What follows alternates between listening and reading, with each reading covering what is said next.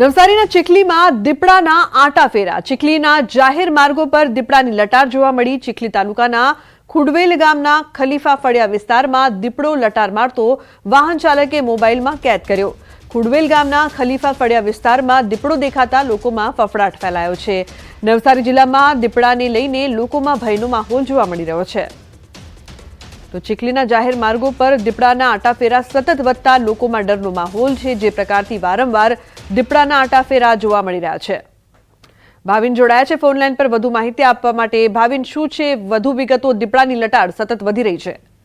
ચોક્કસથી લુબના નવસારી જિલ્લાની જો વાત કરવામાં આવે તો શિયાળાની શરૂઆત થતાની સાથે જે શેરડી કાપણીની શરૂઆત થાય છે ને ત્યારે આ દીપડાઓ જે છે દેખા દેવાની જે ઘટનાઓ સામે આવતી હોય છે, પરંતુ આ વર્ષે સૌથી વધુ દીપડાઓ દેખા દેવાની ઘટના સામે આવી છે અને ઉપરથી જે જાહેર માર્ગો છે ત્યાં લટાર મારતા દીપડા દેખાતા લોકોમાં હાલ ભયનો માહોલ લુબના સતાવી રહ્યો છે। એટલા માટે કે આ છેલ્લા 6 મહિનાની અંદર દીપડો માનવ પક્ષી બની રહ્યો છે। એટલા માટે કે અત્યાર સુધીમાં 3 થી 4 મનુષ્ય પર, એક બાળકી અને 2 બાળકી અને એક યુવતી અને એક યુવાન પર આ રીતના જે છે દીપડાએ હુમલો કરતા હાલ હવે લોકોમાં ભયનો માહોલ પણ સતાવી રહ્યો છે। એટલા માટે કે દીપડા આવી રીતના જાહેરમાં જે ફરી રહ્યા છે એના કારણે લોકોમાં ભય છે હાલ લુબના। જી બિલકુલ ભાવિન, આભાર।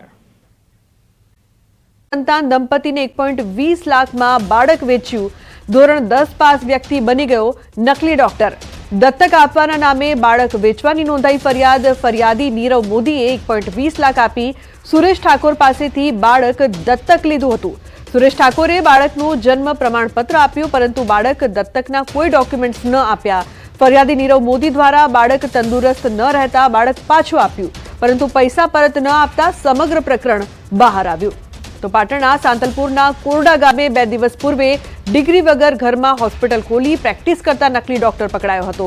નકલી ડોક્ટર સુરેશ ઠાકોર સામે હવે 8 માસ પહેલા નિસંતાન દંપતીને બાળક વેચવાનો ગુનો નોંધાયો છે। તેણે ₹1.20 લાખમાં બાળક વેચાણ કરી છેતરપિંડી કરી હોવાનો ગુનો નોંધાતા ચકચાર મચી છે। વધુમાં નકલી તબીબે ખોટા ડોક્યુમેન્ટ ઉભા કરીને રાધનપુર નગરપાલિકામાંથી દંપતીને નકલી જન્મ પ્રમાણપત્ર પણ કાઢી આપવામાં આવ્યું હતું। સાંતલપુરના કોરડા ગામે સુરેશ ઠાકોર મેડિકલ ડિગ્રી વિના આઈસીયુ સહિતની સુવિધાઓ સાથે હોસ્પિટલ ખોલી સારવાર કરતો હતો। એસઓજી પોલીસે એલોપેથી દવા અને મેડિકલ સાધનો મળી કુલ 13.98 લાખનો મુદ્દામાલ કબજે કરીને કાર્યવાહી હાથ ધરી છે। તો અશરફ જોડાયા છે ફોન લાઈન પર વધુ માહિતી આપવા માટે। અશરફ, નકલી ડોક્ટર અંગે શું છે વધુ વિગત? બિલકુલ લુબના, સમગ્ર ઘટના સાંતલપુર જે અંતરિયાળ વિસ્તાર છે કોરડા ગામ ત્યાંથી બહાર આવવામાં આવે છે।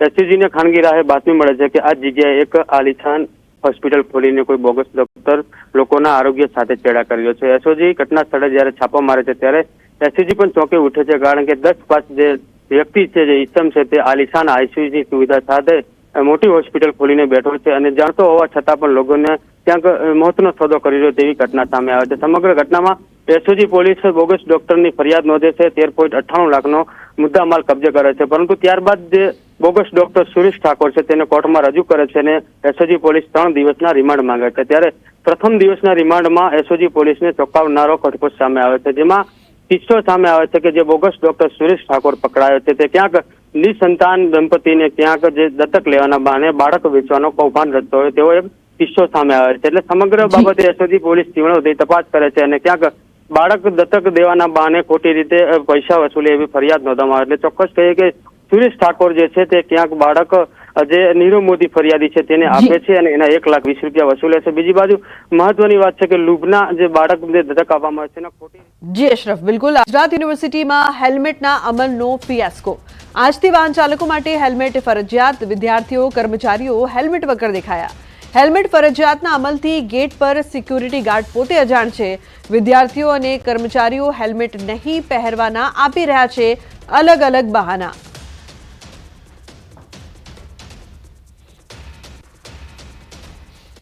તમને જાણ થઈ છે કે નહીં થઈ? ના। પણ હેલ્મેટ પહેરીને કેમ નથી આવતા? હેલ્મેટ તો આમ બી ફરજિયાત છે પહેરવું ટ્રાફિકના નિયમ પ્રમાણે। હા, હવેથી પહેરીશ। તો આજથી તો પ્રતિબંધ છે, એન્ટ્રી માટે બી પ્રતિબંધ છે। ના, મને ખબર નથી। યુનિવર્સિટીના કર્મચારીઓએ પણ પહેરવું ફરજિયાત છે, એવું આજથી ફરજિયાત કર્યું। શ્યોર કેમ નહીં પહેરવું? અત્યારે નથી સર મારી પાસે, લાવી દઈશ હું નવું હેલ્મેટ। હાઈકોર્ટના કડક વલણ બાદ હવે અલગ અલગ શૈક્ષણિક સંસ્થાઓએ પણ હેલ્મેટ જે છે તે ફરજિયાત કર્યું છે અને ગુજરાત યુનિવર્સિટીમાં પણ આજથી હેલ્મેટ ફરજિયાત અમલી કરવામાં આવ્યું છે, પરંતુ ક્યાંક ને ક્યાંક ગુજરાત યુનિવર્સિટીમાં હેલ્મેટનો અમલ જે છે તેનો ફિયાસ્કો થયેલો જોવા મળી રહ્યો છે। જે પણ લોકો જે આવી રહ્યા છે, ખાસ કરીને યુનિવર્સિટીના કર્મચારીઓ હોય કે ટુ વ્હીલર ચાલકો હોય કે અહીંયા અભ્યાસ કરતા વિદ્યાર્થીઓ હોય, તેઓ જે છે તે ક્યાંક ને ક્યાંક હેલ્મેટ વિના જ ગુજરાત યુનિવર્સિટીમાં પ્રવેશ કરી રહ્યા છે। એટલે ક્યાંક ને ક્યાંક હેલ્મેટના અમલનો અહીંયા ગુજરાત યુનિવર્સિટીમાં ફિયાસ્કો થયેલો જોવા મળી રહ્યો છે। બીજી તરફ એનએસએસના વિદ્યાર્થીઓ પણ સમજાવવાની વાત હતી, પરંતુ એનએસએસના વિદ્યાર્થીઓ પણ હાજર અહીંયા જોવા મળતા નથી કે સાથે સાથે અહીંયા જે સિક્યુરિટી કર્મચારીઓ છે તેઓને પણ ક્યાંક ને ક્યાંક આ નિયમ અમલી કરવામાં આવ્યો છે તેની જાણ કરવામાં આવી નથી। એટલે એને લઈને ક્યાંક ને ક્યાંક ગુજરાત યુનિવર્સિટીમાં હેલ્મેટના પહેરવાનો જે અમલ જે છે તે ક્યાંક ને ક્યાંક ફિયાસ્કો જોવા મળી રહ્યો છે। કેમેરામેન પ્રકાશ દેસાઈ સાથે સંજય ટાંક, ન્યૂઝ 18 ગુજરાતી, અમદાવાદ। અન્ય મહત્વપૂર્ણ સમાચાર વડોદરાથી મરચાની આડમાં દારૂની હેરાફેરી। પોલીસે દારૂની હેરાફેરીનો કર્યો પર્દાફાશ। પોલીસે કુલ 25.99 લાખનો મુદ્દામાલ જપ્ત કર્યો। મધ્યપ્રદેશના જીતેન્દ્ર મીણાની કરી ધરપકડ। દારૂ નડિયાદ લઈ જવાતો હોવાનો પણ ખુલાસો। તો વડોદરામાં પોલીસથી બચવા બુટલેગરે બાઇકમાં પેટ્રોલની ટાંકીમાં ચોરખાનું બનાવ્યું।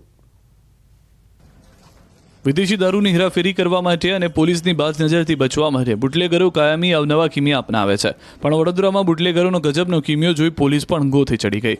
પોલીસથી બચવા માટે બુટલેગરે બાઇકમાં ચોરખાનું બનાવ્યું। પોલીસે બુટલેગરોના કિમિયાને પકડી પાડી જોયું તો બાઇકનો જે ભાગ ખોલો દારૂની બોટલો જ મળી આવી। માંજલપુર મનહર નગર 2 પાસે બાઇક ચાલકને પકડીને તપાસ કરતા બાઇકમાં પેટ્રોલ કરતાં વધારે દારૂ નીકળ્યો। પોલીસ બાઇકની ટાંકી તોડતી રહી હતી અને દારૂ નીકળતો જ રહેતો હતો। એટલી મોટી માત્રામાં દારૂ નીકળ્યો કે પોલીસ પણ કાઢતા થાકી ગઈ હતી। બાઇકની ટાંકીમાંથી દારૂની 75 બોટલો મળી। પોલીસે બાઇક અને દારૂની બોટલો જપ્ત કરી ફરાર બુટલેગરની શોધખોળ શરૂ કરી। તો અમરેલી જિલ્લામાં સ્ટેટ મોનિટરિંગ સેલની ટીમના દરોડા। સાવરકુંડલા તાલુકાના નાના ઝીંઝુડા ગામની સીમમાં દેશી દારૂની ભઠ્ઠી ઉપર દરોડા પાડ્યા। 308 લીટર દેશી દારૂ બનાવવા માટેના વિવિધ સાધનો સહિત મુદ્દામાલ જપ્ત કરવામાં આવ્યા। 5 આરોપીઓ સામે સાવરકુંડલા રૂરલ પોલીસ સ્ટેશનમાં ગુનો નોંધાયો છે। કુલ 2,90,955નો મુદ્દામાલ કબજે લઈને કાર્યવાહી હાથ ધરાઈ છે। ગુજરાત સ્ટેટ મોનિટરિંગ સેલના દેશી દારૂ પર દરોડાથી સ્થાનિક પોલીસમાં ફફડાટ ફેલાયો છે।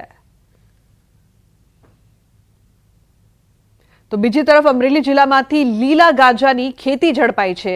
અમરેલી એસઓજી ટીમે તુવેરની આડમાં 340 ગાંજાના લીલા છોડનું વાવેતર ઝડપી પાડ્યું। ધારી નવી વસાહત પાણીના ટાંકા નજીકમાં રમેશભાઈ અર્જનભાઈ વેકરિયાના ખેતરમાં ગાંજાનું વાવેતર ઝડપાયું છે। ખેડૂતે ખેતરમાં તુવેરની આડમાં કર્યું હતું લીલા ગાંજાનું વાવેતર।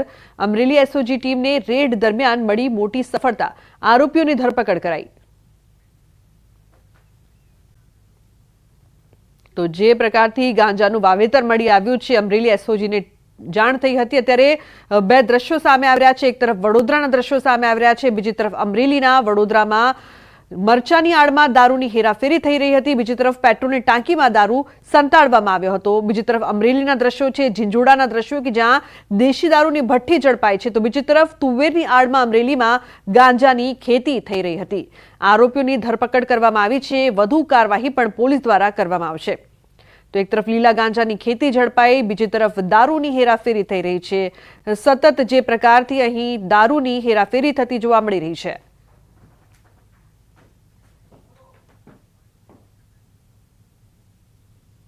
તો બુલેટિનમાં હાલ બસ આટલું જ। તમામ મહત્વપૂર્ણ સમાચાર માટે આપ જોતા રહો ન્યૂઝ 18 ગુજરાતી। નમસ્કાર।